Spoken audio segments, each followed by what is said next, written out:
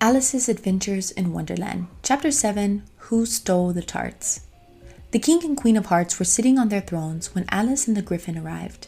There was a great crowd of birds and animals and all the pack of cards. Soldiers stood all around the Knave of Hearts, and near the king was the White Rabbit with a trumpet in one hand. In the middle of the room there was a table with a large plate of tarts on it. They looked good, thought Alice, who was feeling a little hungry. Then the White Rabbit called out loudly, "Silence! The trial of the Knave of Hearts will now begin." He took out a long piece of paper and read, "The Queen of Hearts, she made some tarts, all on a summer day.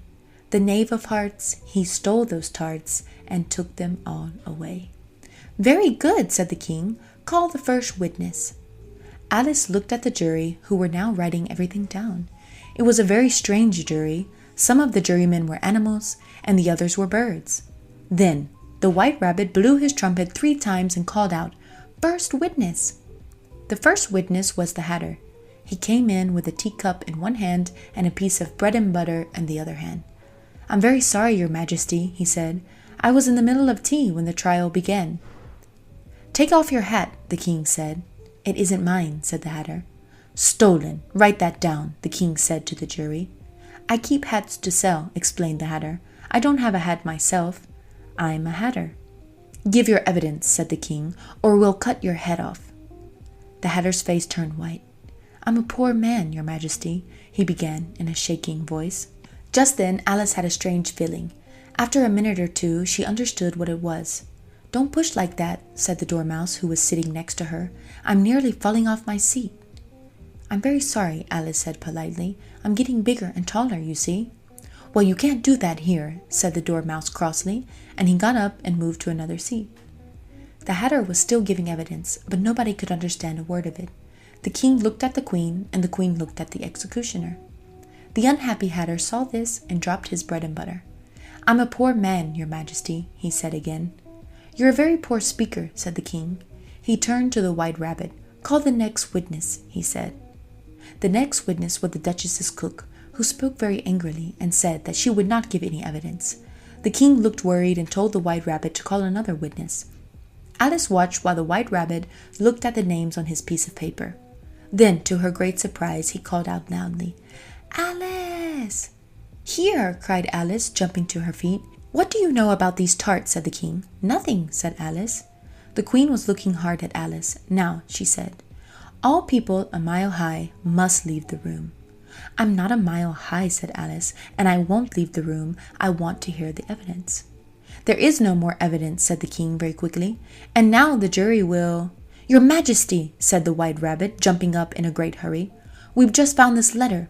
There's no name on it, but I think the knave wrote it." "No, I didn't," said the knave loudly. "Read it to us," said the king. "Where shall I begin, Your Majesty?" asked the rabbit. "Begin at the beginning," said the king, "and go on until you get to the end, then stop." Everybody listened very carefully while the White Rabbit read these words. "They tell me you have been to her, and talked of me to him. She thought I was a gardener, but said I could not swim. He tells them that I have not gone, and we know that this is true.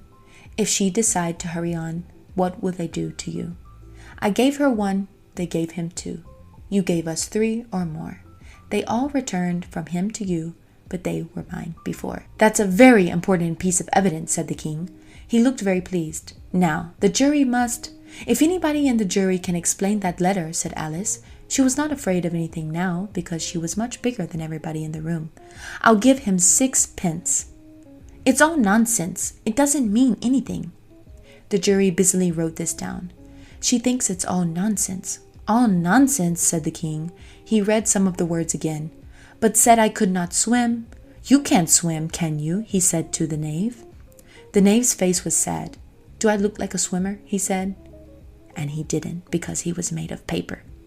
The king smiled. "I understand everything now," he said. "There are the tarts, and here is the Knave of Hearts. And now the jury must decide who the thief is."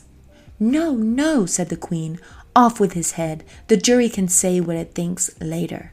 "What nonsense," said Alice loudly. "The jury must decide first. You can't—" "Be quiet," said the queen, her face turning red. "I won't," said Alice.